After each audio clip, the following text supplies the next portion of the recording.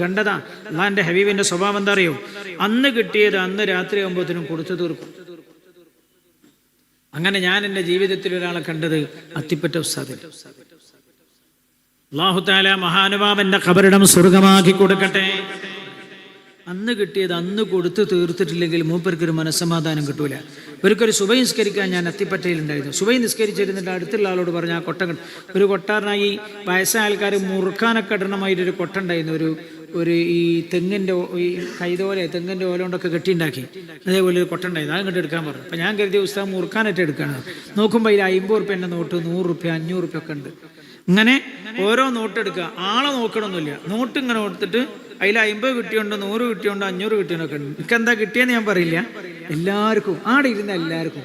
അപ്പൊ സുബൈ നിസ്കാരം കഴിഞ്ഞിട്ട് ദിവസത്തിന്റെ തുടക്കം തന്നെ ദാനം കൊണ്ടാണ്. കിട്ടിയത് മുഴുവൻ കൊടുത്തു തീർക്കുക. ഞാൻ അവസാനിപ്പിക്കുകയാണ്.